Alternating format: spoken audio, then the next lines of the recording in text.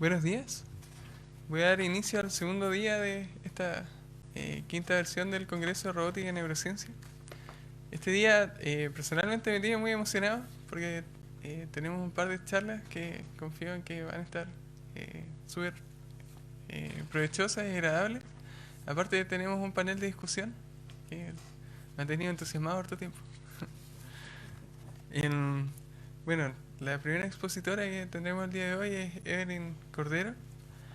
Evelyn es candidata a doctor en neurociencia de la Pontificia Universidad Católica de Chile. Tiene un máster en educación y dos másteres en neurociencia. En su trabajo, bueno, principalmente es contribuir en, en- en el lazo científico educacional para promover de alguna forma el desarrollo integral humano. Así que Evelyn es fundadora y directora académica de la Fundación Educacional Arrebol y cofundadora de la Fundación Redes para la Infancia. Bienvenida, Evelyn. Muchas gracias. Muchas gracias, Cristóbal. Bueno, muchas gracias. Antes que todo agradezco la invitación de Cristóbal a ser parte de este congreso y también agradezco mucho que hayan querido darle un día dedicado a educación. Creo que es súper importante poder tener estos espacios donde podamos discutir estas temáticas en el fondo. Mi charla se llama Neurociencia y Educación, posibilidades y desafíos para su convergencia. ¿Ya? Primero que todo, quiero mostrar esta imagen porque creo que el cerebro nos ha provocado fascinación a los seres humanos desde el inicio de los tiempos. Esta es una imagen que tiene más de 7000 años. Son trepanaciones. Se cree que eran las primeras neurocirugías que se practicaban y se sabe que las personas continuaban vivas después de que le hacían esos orificios en el cráneo del cerebro y se creen que eran pequeñas neurocirugías. Algunas cuando yo hago preguntas, cuando muestro esta imagen, las personas me dicen que para sacar males, para mirar, para observar, pero se cree que era más bien procedimientos médicos que tenían que ver con descomprimir después de traumas y las personas continuaban vivas después de que le hacían estos orificios. Me parece que es interesante y que da cuenta de por qué la fascinación con el cerebro, por qué nos interesa y por qué provoca lo que provoca, para poder después explicar lo que ocurre en el ámbito de la educación. Quiero explicar algunos antecedentes del contexto en Chile. Nosotros tenemos un país que es altamente segregado y lamentablemente las brechas de aprendizaje tienen que ver con la condición socioeconómica o sociocultural de los estudiantes. Hay una variable que me parece que es súper interesante que ocurre en Chile, que uno tiene que aislar o fijar si uno quiere saber si las escuelas son o no son efectivas. Y esa variable es la escolaridad de la madre. Y eso no es casual que sea así, tiene que ver también con cómo la madre es la cuidadora principal en nuestro país, ¿cierto? Por mucho tiempo, y de alguna manera eso da cuenta de que el capital cultural es finalmente lo que estamos viendo cuando vemos estos resultados en el aprendizaje.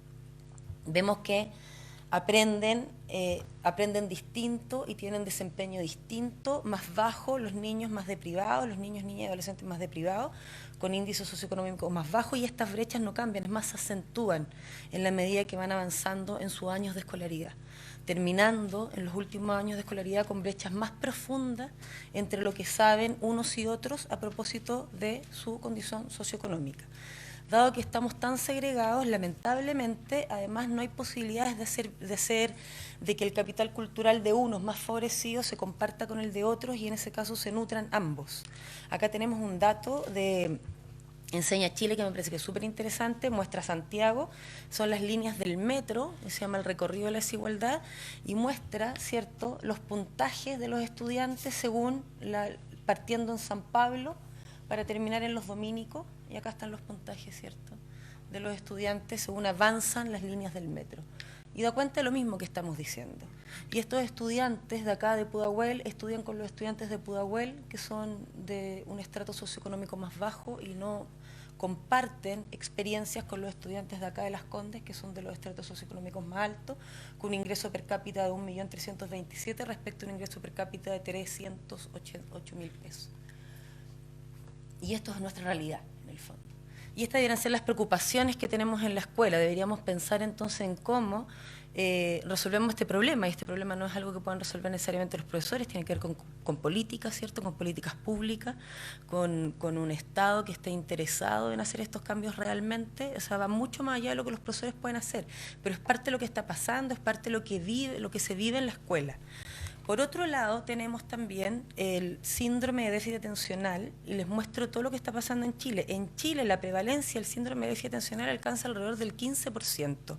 O somos el país donde nacieron todas las personas con déficit atencional, o no se entiende, porque no es posible. La prevalencia en el mundo está entre el 5 y el 7%, más hombres que mujeres en proporción de 4:1. Pero en Chile tenemos una prevalencia del 15%, y esto medido con el uso de fármacos que entrega el Estado. O sea, si uno además mirara a los niños que no están tomando fármacos, pero están diagnosticados, en la escuela es dramática la cantidad de gente que tiene diagnóstico de déficit atencional. Entonces, o nacieron todos acá, lo que es probablemente imposible, o estamos sobrediagnosticando. Y eso da cuenta no de un problema de los estudiantes, niños o niñas que están en el colegio, sino de un problema de la escuela. Por otro lado, tenemos otro problema en la escuela en Chile. Este es un estudio reciente que hizo el CIAE, donde yo también colaboro, y que tiene que ver con la brecha de género en clase. En este caso fue un estudio de la enseñanza de la matemática y la brecha la interacción de los profesores, tanto hombres como mujeres, era un 23% menor hacia las mujeres que hacia los hombres. Además, el grado, el nivel de proximidad entre profesores y profesoras con niños era mucho mayor que con las niñas. Mantenían conversaciones privadas, es decir, hay un incentivo hacia eso significativamente mayor, y estamos teniendo, esto ha sido estudiado en el ámbito de STEM generalmente, donde efectivamente a las mujeres se les da menos la palabra, se trabaja menos con ella en situaciones que tienen que ver con desarrollo de habilidades científicas o matemáticas. Tenemos todas esas problemáticas, y lo que tenemos como respuesta, lamentablemente, de un tiempo a esta parte, son cosas como esta. Hay una frase que usan muchos gurúes, que dice algo así: pretender enseñar sin saber cómo funciona el cerebro es como querer diseñar un guante sin nunca haber visto una mano. Me dice, bueno, pero la educación era mucho anterior, muy anterior a que supiéramos cómo funcionaba el cerebro. Entonces, cosas como esa han hecho que proliferen una cierta cantidad de gurúes del aprendizaje, donde en vez de mirar las problemáticas que estamos viendo, que están descritas desde la investigación educativa, empezamos a meternos en áreas de problemáticas que tal vez no era necesario explorar. Y aparecen personas que uno consideraba tal vez que eran serias respecto de sus aproximaciones con educación, diciendo cosas como esta: cuando el niño pierde su armonía emocional, comienzan a producirse desbalances tanto químicos como energéticos en todo su organismo, orquestados por el cerebro. Sabiendo ambas que la acción, son dos hermanas, ¿cierto?, que hablan de la importancia de tratar a los niños con flores de Bach. Sabiendo ambas que la acción de la energía floral va a restablecer la homeostasis energética al actuar sobre las emociones, pensamos que no era aventurado postular que al reequilibrar la energía emocional se iba al mismo tiempo a trabajar sobre la recuperación de la homeostasis neuroquímica. Y así, este es un ámbito, ¿cierto?, que vemos de intervención, de capacitación, incluso formación docente, y este es el otro. Antes hablábamos de educación, hablábamos de pedagogía, hablábamos de didáctica y hablábamos de aprendizaje. Y ahora hablamos de neuroeducación, neuropedagogía, neurodidáctica, neuroaprendizaje, aulas cerebro compatibles, etc. Entonces, ha proliferado tanto esto, está tan de moda, llama tanto la atención, que ha atravesado todas las esferas de la educación, teniendo los problemas que vimos al comienzo, que son los problemas que debiera llamarnos la atención a las personas que estamos dedicadas a la educación. Entonces, ¿qué tenemos? Cuando uno hace estudio de neurociencia, la neurociencia cognitiva hace aproximaciones que se establecen en ambientes que son laboratorios, ¿cierto?, donde en general es una persona en esas condiciones. Por ejemplo, hay un niño que tiene una gorra, hay un electroencefalograma, ¿cierto?, donde todas las variables están controladas porque así tiene que ser. Si yo quiero saber que es la causa de algo en particular, tengo que aislar el resto de las variables. Sin embargo, en la sala de clase nos encontramos con situaciones como esta. ¿No? Querer pretender que lo que está ocurriendo acá en el laboratorio puede aproximarse o vincularse directamente a lo que está ocurriendo en la sala de clase es no entender mucho ni lo que está pasando en el laboratorio ni lo que está pasando en la sala de clase. No necesariamente pueden aproximarse estas dos experiencias. Y en ese sentido, las respuestas metodológicas que los profesores buscan no las van a encontrar acá necesariamente, ¿ya? Lo más probable es que no las van a encontrar acá. Entonces, acompáñenme a ver esta triste historia. Tenemos los famosos neuromitos. Uno se ríe cuando habla de los neuromitos porque son divertidos de contar y son simpáticos de comprender, ¿cierto? Pero la verdad es que son dramáticos.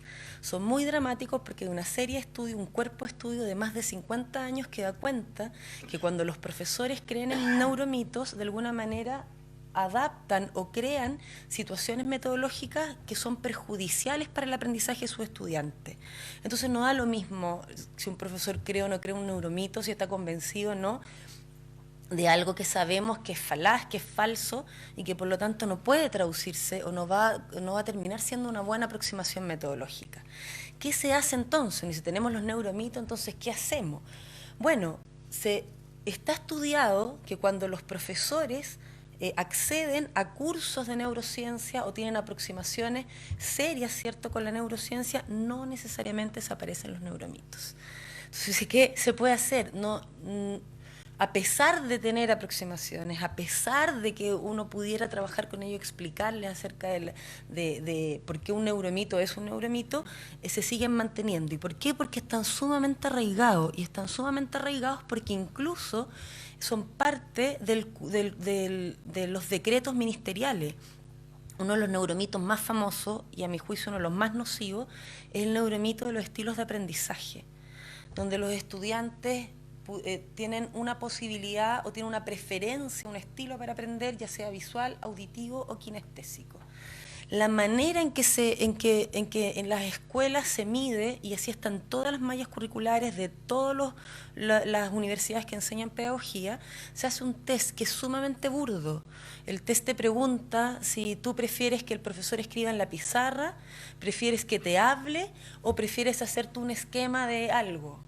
Y preguntas como esa, y a partir de esas preguntas te clasifican en si eres visual, si eres kinestésico o si eres auditivo. Y entonces, lamentablemente, los profesores, a partir de eso, determinan estilo de aprendizaje de un curso completo y enseñan en función de eso. Es decir, le hacen clase a un montón de niños solo de manera visual, o solo de manera kinestésica, o solo de manera auditiva, o los separan, y está muy estudiado que cuando hay estudios donde a los profesores le dicen, mira, este curso auditivo es una clase auditiva, este curso es kinestésico, es una clase kinestésica, no pasa nada, es decir, ninguna diferencia, no aprenden más cuando el profesor adapta sus clases al estilo de aprendizaje, es más, incluso pueden perjudicar las posibilidades de aprender de sus estudiantes. Tiene que ver con que estas son unas simplificaciones que efectivamente son burdas, pero tienen que ver con no entender cuáles son las reales problemáticas de la educación, a qué nos enfrentamos cuando hablamos de los problemas que hay en la educación y cómo en el fondo los abordamos. Entonces, de alguna manera, estas simplificaciones nos ayudan, nos ordenan el panorama. Imagínate qué fácil. Hago un test, sé el estilo de aprendizaje de mi estudiante y por ende aprenden. Es como, wow, quisiéramos que fuera así. Pero bueno, claramente no es así. Otro neuromito muy famoso es que tenemos un hemisferio cerebral creativo y un hemisferio cerebral lógico-matemático.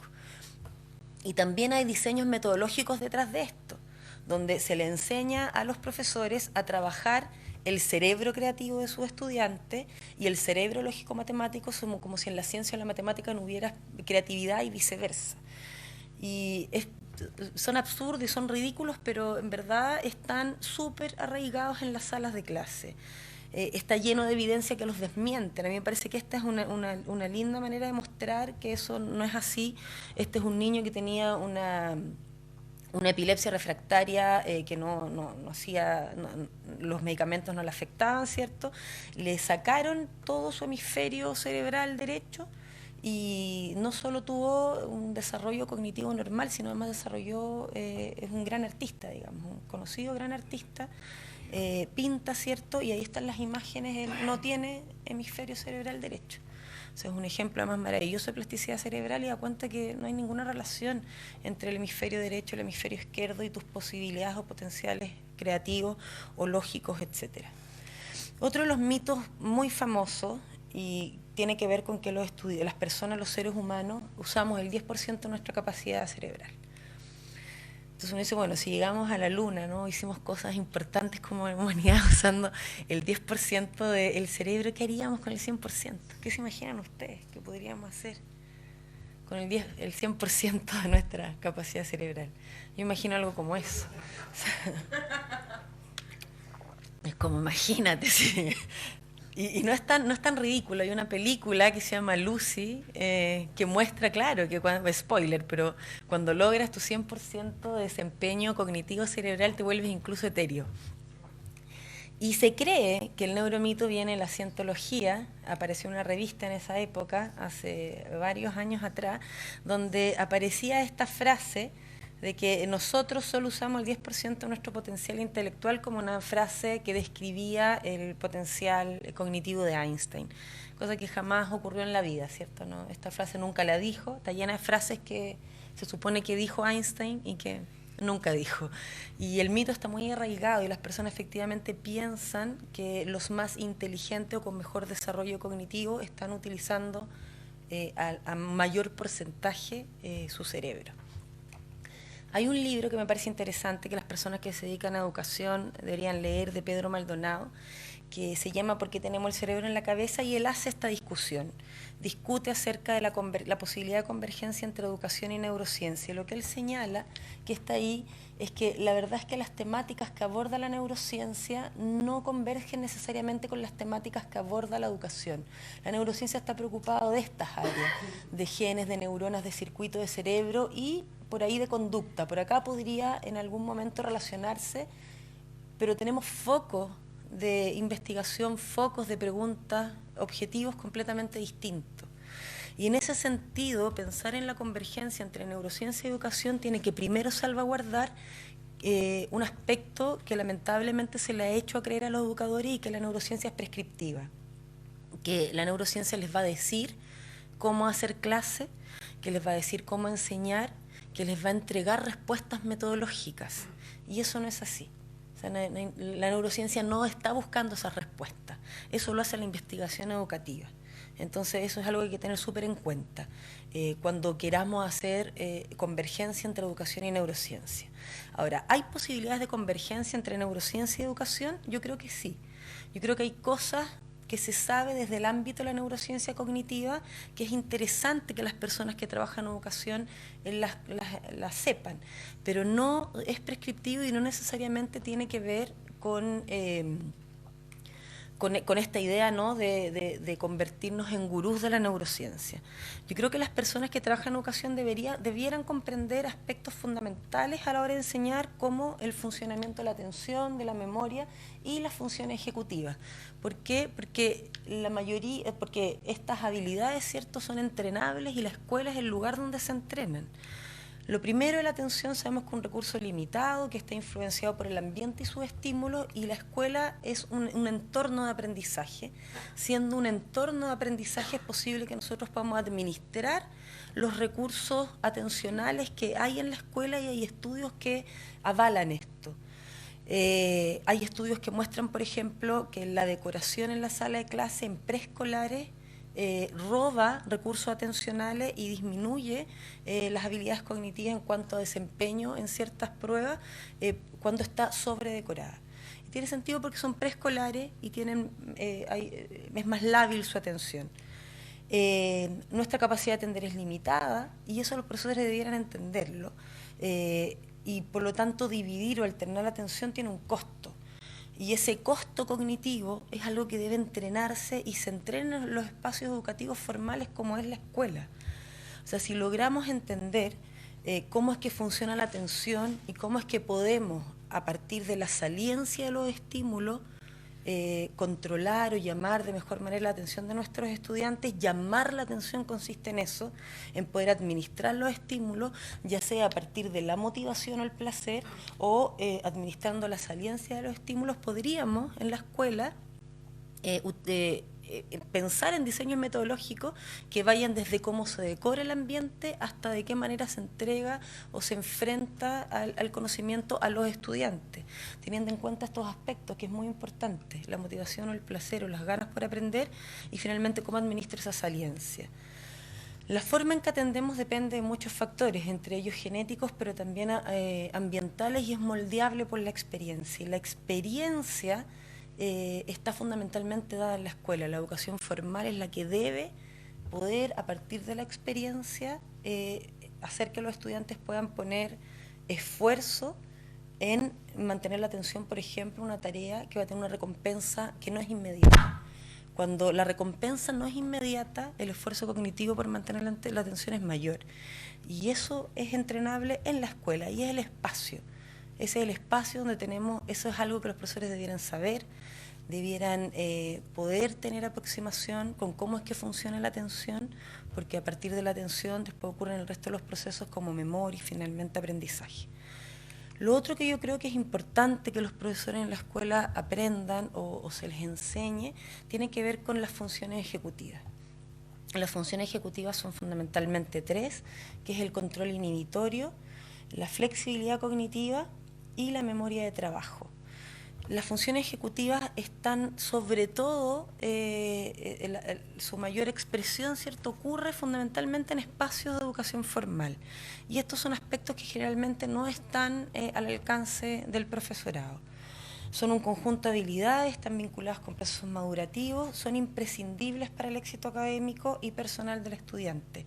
Tienen que ver con el autocontrol, tienen que ver con la capacidad de adaptarse a diferentes escenarios, tienen que ver con la capacidad de retener cierta información importante, por distinguir lo importante de lo secundario, etcétera, y por lo tanto permiten un mejor o peor desempeño en ambientes de aprendizaje.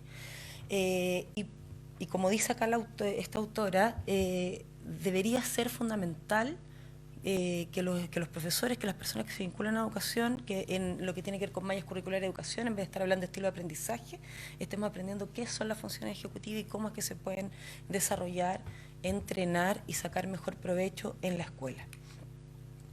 Para mostrar algunas de ellas, acerca del control inhibitorio, es súper importante porque tenemos... los profesores esperan en esta idea de búsqueda de receta o prescripciones que los estudiantes estén quietos y tranquilos en etapas del desarrollo en que no pueden estar ni muy quietos ni muy tranquilos. Probablemente el no entender que el control inhibitorio es entrenable y que mientras más uno crece y más madura, más posibilidades tiene de control inhibitorio, podría ser una de las razones por las cuales tenemos los índices más altos de prevalencia de déficit atencional en Chile respecto del resto del mundo. Estamos esperando que niños pequeños, niñas pequeñas estén en la sala de clases quietos y quietas, atendiendo a un profesor o una profesora que contenidos o cosas que ni siquiera les son interesantes, que ni siquiera les han sido mediados de manera que les interese o que les generen ganas o curiosidad por aprender.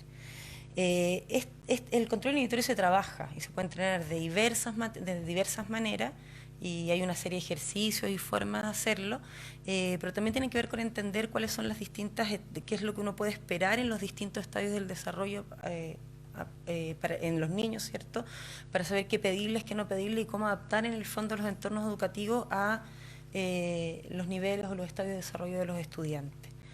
La flexibilidad cognitiva es la capacidad para cambiar de forma flexible entre distintas tareas, operaciones mentales u otras. Está la base del desarrollo de la creatividad y también se aprende.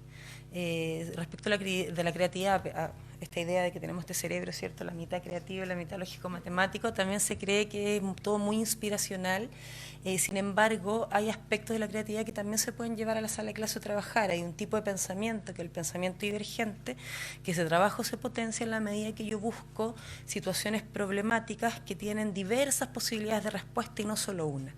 Y en la escuela estamos fundamentalmente siempre trabajando en función del pensamiento convergente, que a partir de una pregunta, un problema en particular, buscamos una única solución. Entonces, la flexibilidad cognitiva es una habilidad, hay personas que la tienen más desarrollada que otras, pero también es entrenable y son cosas que uno debiera esperar que la escuela desarrolle. Por último, la memoria de trabajo. Hay muchos estudiantes que tienen dificultad para manejar, para retener más de un dato, una información a la vez, y esas cosas son importantes que los profesores puedan detectar, porque de esa manera pueden regular la forma en que dan indicaciones o pueden buscar maneras de dar indicaciones escritas, qué sé yo, repetir, dar una información a la vez para ir avanzando de manera coherente con cómo los estudiantes van avanzando también en sus capacidades de memoria de trabajo. Hay mucho ejercicio y forma, contarse historias, hay muchas maneras de trabajar la memoria de trabajo en la escuela y son de las cosas que menos se abordan en cuanto a metodología. Lo que dice esta autora, que me parece importante, que además hay que tener en cuenta que lo que más deteriora las funciones ejecutivas son cuestiones que tienen que ver con generar ansiedad, estrés, tristeza, soledad, mala salud, mala alimentación. Hay una serie de factores ambientales que deterioran las funciones cognitivas y que tampoco se tienen muy en cuenta, ¿no? Entonces, además de desarrollarlas o además de potenciarlas y trabajarlas de manera intencionada en la escuela, también hay que tener en cuenta cuáles son los factores de riesgo que tienen que ver con su deterioro y tenerlos, ojalá, lo más alejados de las etapas de crecimiento de los estudiantes o las estudiantes. Lo otro que me parece interesante o que deberían en las escuelas debería trabajarse tiene que ver con la memoria. Porque cuando estamos hablando que alguien sabe algo o aprendió algo, entonces tiene que ser capaz de recuperar cierta información y los profesores tienen muy poco o conocen muy poco de cómo funciona la memoria y saben muy poco de que tenemos distintos tipos de memoria y que hay una distinción entre la memoria declarativa, que es la explícita, ¿cierto?, donde está contenida la espacial, episódica y semántica, y la memoria no declarativa o procedimental. Nosotros sabemos, ustedes conocen el caso del paciente HM, que fue el que nos permitió encontrar el sustrato de un tipo de memoria, que es la memoria declarativa. Este caballero, que sabemos su nombre porque ya falleció en el 2008, fue operado en el año 1957, también tenía una epilepsia refractaria, como hablábamos del otro caso anterior, y le sacaron el hipocampo y parte del cerebro medio. Lamentablemente, después de su cirugía, al día siguiente, después que despertó, se parece harto a esta película, ya no pudo recordar nada, no pudo almacenar nuevos recuerdos de las cosas que iba vivenciando a partir de la cirugía y se descubrió el sustrato de la memoria declarativa que tiene que ver con el hipocampo. También inspiró películas mucho mejores como esta otra, que vale harto más la pena ver. Lo interesante es que nos permitió diferenciar la memoria declarativa explícita de la implícita. Y en teoría, el paciente HM podría haber aprendido a tocar piano, podría haber aprendido a andar en bicicleta si es que no sabía, podría haber aprendido a, no sé, la cuerda floja y cruzar un puente como ese, ¿cierto? El problema es que no dice recordar cómo es que aprendió a hacer esas cosas, pero su memoria procedimental estaba en buenas condiciones y eso se comprobó con una serie de test que le hicieron. Y me parece que es importante hacer esas distinciones porque suele ocurrir que nuestra memoria procedimental también en la escuela queda completamente casi fuera. Pareciera que el cuerpo no está invitado a la sala de clase.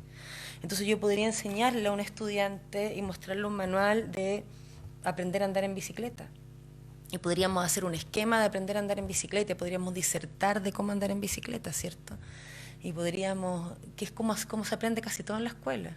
El profesor me explica cómo andar en bicicleta, luego yo hago un esquema, ¿cierto? Diserto, discuto, hacemos un debate cómo andar en bicicleta. Pero si no me subo a la bicicleta y no intento andar en bicicleta, entonces no voy a aprender a andar en bicicleta. Y distinguir entonces desde dónde aprendemos y cuáles cosas las aprendemos con nuestra memoria procedimental y tenemos que involucrar nuestro cuerpo en ese aprendizaje y cuáles otras cosas se aprenden de otra manera es muy importante para la educación a mi juicio. Respecto a la memoria explícita o declarativa, también creo que es importante hacer la distinción entre la memoria episódica y la semántica, siendo la semántica la memoria del significado, y esto le da sentido a la necesidad de repetir. Y por eso probablemente, por eso los programas, el currículum escolar es recursivo. Y aparece en un año un contenido y se repite y se repite y se repite y se repite, porque lo que tiene que ver con contenido, con significado, debe repetirse porque así funciona de mejor manera la memoria del significado semántica. Sin embargo, repetir como el Chavo, ¿cierto?, que se aprendía las cosas y repetía, no es lo mismo que repetir con una gama o posibilidad de distintas experiencias acerca de un mismo contenido significado.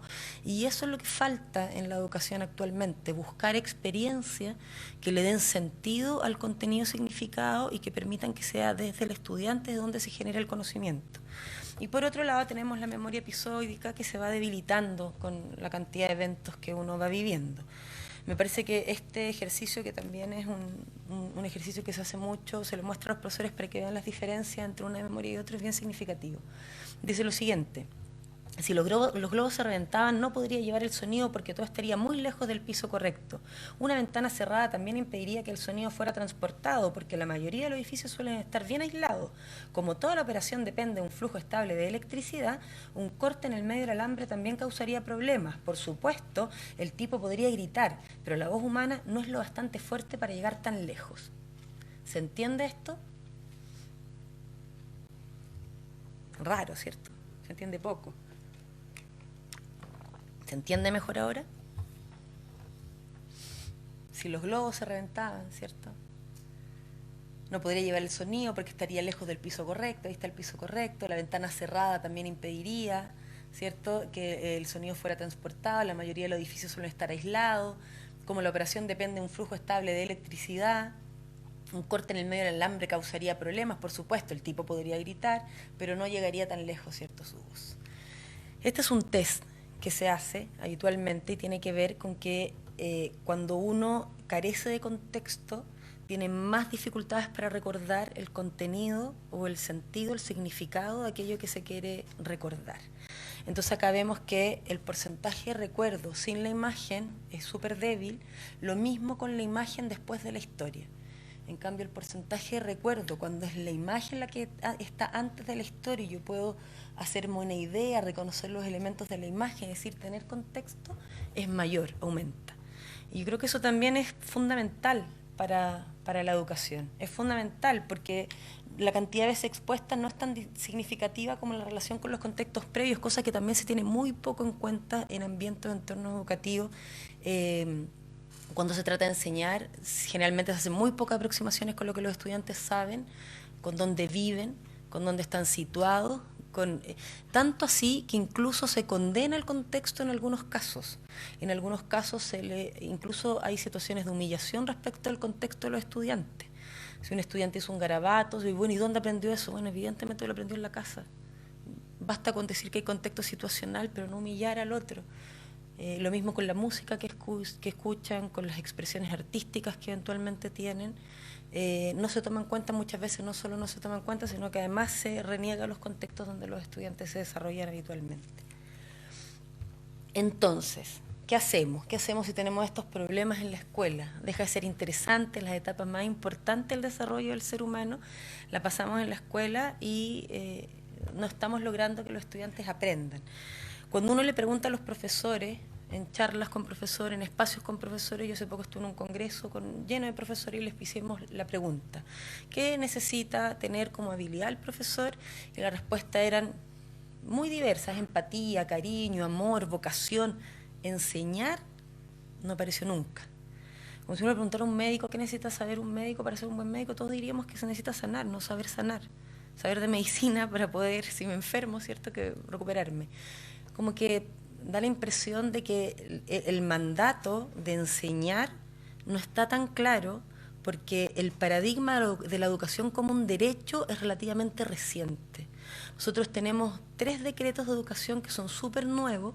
Uno es el decreto 83, que es el decreto de inclusión, que dice que todos los estudiantes deben ser atendidos en su necesidad o diversidad en la sala de clase, lo que hizo que las escuelas especiales o diferenciales se fueran, porque dentro de la sala de clase se debe atender a todo tipo de estudiantes. Tenemos otro artículo, que es la ley, el SAE, la de admisión escolar, donde no se puede discriminar a un estudiante que quiere ir a un colegio por ninguna razón, ni económica, ni de aprendizaje. Entonces, las pruebas que se hacían para que los estudiantes entraran, la capacidad de pago, todas esas cosas ya no van más en la educación pública.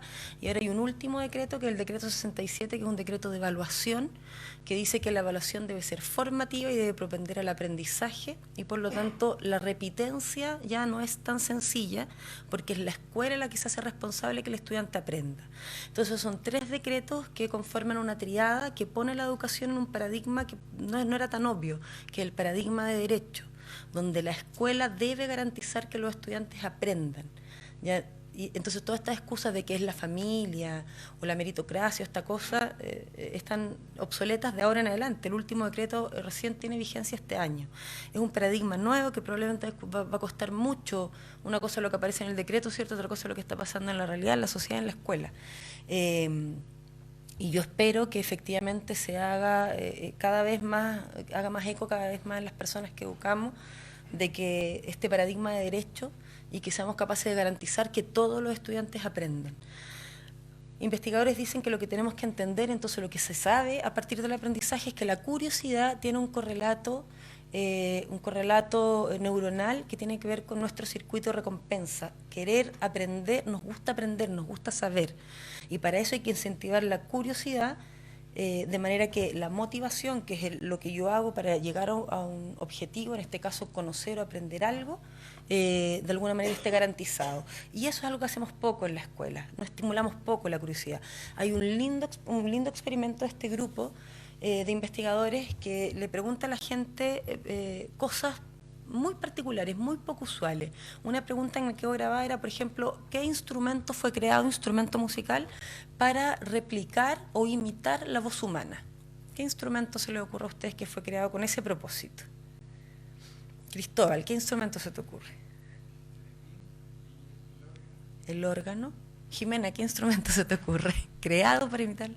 ¿El oboe? ¿Qué se te ocurre, Pato? Alguno de viento. Ahora, ¿qué nivel de certeza tienes sobre el instrumento que me acabas de decir?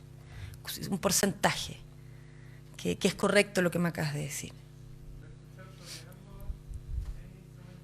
¿Y qué porcentaje crees que tienes de...? 90, está bien seguro este caballero. Jimena, ¿qué porcentaje tienes? 90 de seguridad, mire, es distinto.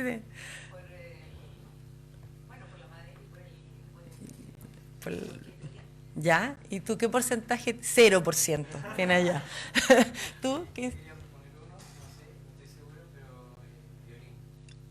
¿Y qué porcentaje tienes de...?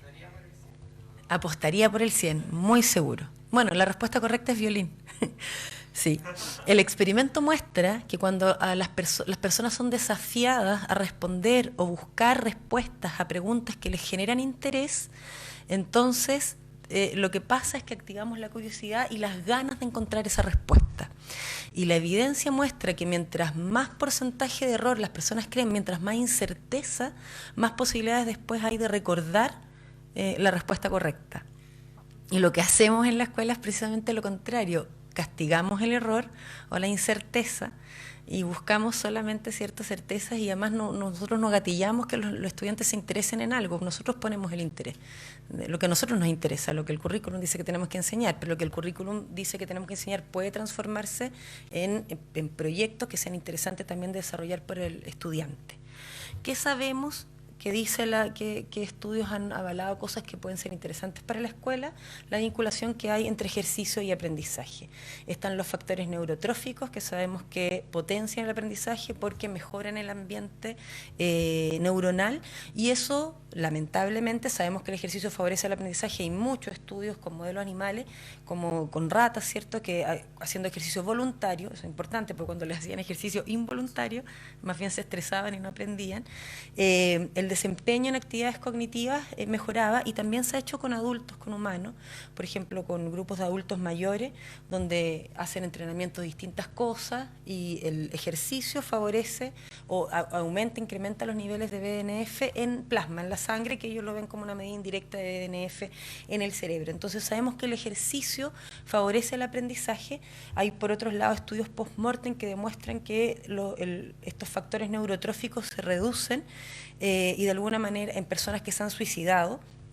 De alguna manera se cree que podría esto estar detrás, ser como el sustrato molecular del estrés.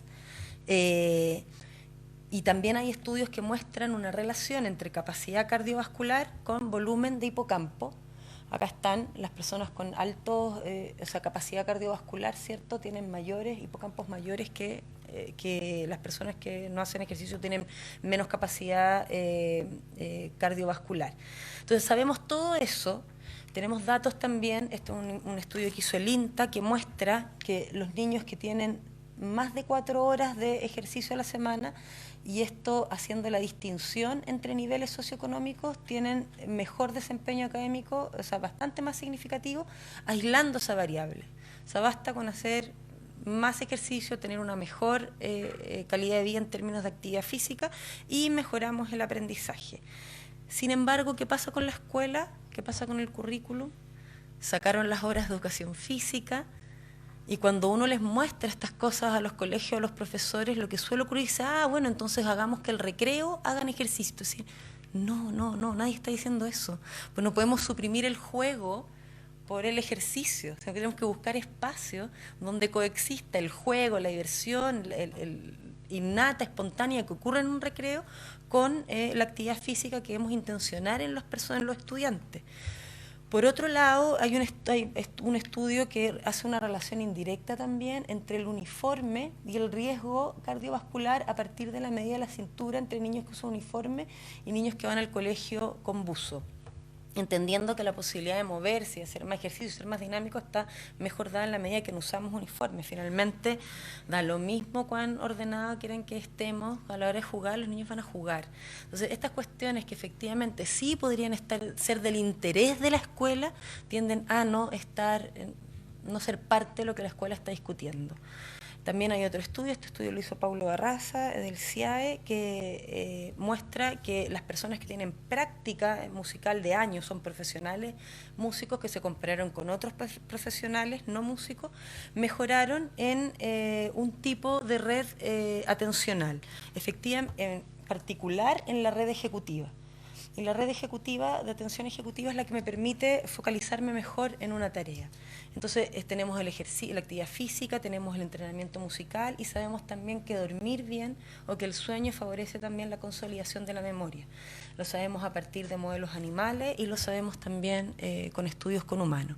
Entonces hay cosas que sí sabemos, hay cosas que sí, y ahí es donde yo encuentro que sí hay posibilidades de convergencia entre neurociencia y educación, pero es lo que menos pareciera que le interesa a la escuela. Porque de alguna manera irónica y dramática, todo lo que sí se sabe no llega a las políticas públicas. Sabemos, por ejemplo, que los estudiantes tienen un ciclo circadiano distinto a los adolescentes de los niños, y sin embargo se cambia el horario igual, y tenemos a los niños, las niñas, los adolescentes a las 8 de la mañana oscuros, durmiendo en la sala de clase sin respetar en absoluto su biología. Entonces, pareciera que las cosas que sí son importantes, que sí se saben, nadie las está escuchando. ¿Cómo hacer entonces converger? Por último, hay un estudio que es bien interesante de Harvard que muestra que la percepción de los estudiantes respecto al aprendizaje es distinta de lo que dice la evidencia respecto de cómo se aprende más y mejor. Se aprende más y mejor en trabajos con pares, resolviendo problemas, trabajando en equipo. Sin embargo, las personas perciben que aprenden mejor en clases expositivas, en espacios expositivos. Probablemente porque el esfuerzo cognitivo que hay detrás de ir en la búsqueda del conocimiento es mayor y uno siente tal vez que es menos eficiente, pero esa es la mejor manera. Trabajando en equipo, desarrollando la metodología de proyecto. O sea, hay respuestas metodológicas que están amparadas por la evidencia científica y que también lamentablemente no están llegando con fuerza a la escuela. ¿Qué vemos acá?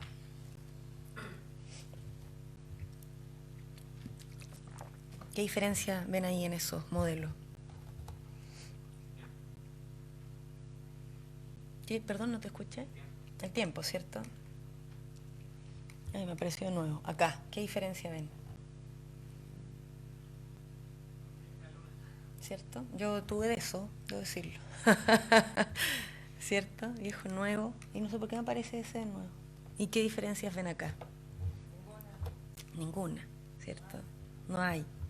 Y es dramático.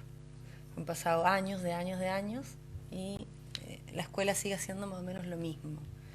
A pesar de que, y buscando más respuestas en lugares donde no las van a encontrar.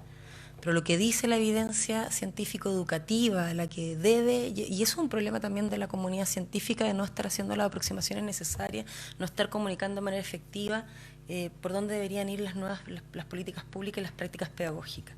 En ese sentido hay dos ámbitos de acción. Está el profesor, la profesora y están los estudiantes. Y yo sí me siento combinada a hacer ese cambio o a hacer humildemente estas aproximaciones y para eso creé dos espacios donde yo espero que podamos desarrollar convergencia entre neurociencia y educación. Uno es Fundación Educacional Arrebol, donde uno de sus propósitos es hacer divulgación científico-educativa de manera masiva y gratuita y estamos desarrollando una agenda que me tiene fascinada, que está funcionando súper bien. Logramos el año pasado hacer converger a todas estas instituciones, incluida la Sociedad Chilena de Neurociencia, la Society for Neuroscience también, que nos pusieron plata y apoyo para que hiciéramos el primer Congreso de Neurociencia y Educación. Nosotros le dijimos el primer, hay un montón, pero lo llamamos el primero porque era el primero que nosotros creíamos que se hacía de la manera correcta, con los científicos serios que invitamos, que fue desde Pedro Maldonado hasta Isabel Benque, fue súper interesante y asistieron más. Lo tuvimos que reagendar porque fue justo en un momento la primera fecha. Y asistieron más de 700 personas. O sea, el interés que esto genera es realmente apabullante. Entonces tenemos que empezar, yo creo que estas instituciones sobre todo tienen que empezar a hacerse cargo, ojalá, de que hay un problema, que hay vínculos que son espurios entre neurociencia y educación, que tienen propósitos comerciales detrás y que están haciendo daño, de alguna manera de garantizar masivo. Y ya estamos trabajando para el simposio de este año, ya tenemos el lugar, ya estamos viendo cómo convocamos a la gente y ya tenemos el apoyo incluso nos apoyó el Ministerio de Educación. Así que y por otro lado, creé con compañeros y compañeras del doctorado otra fundación que se llama Redes para la Infancia y que tiene que ver con poder poner en práctica lo que sabemos del aprendizaje efectivo.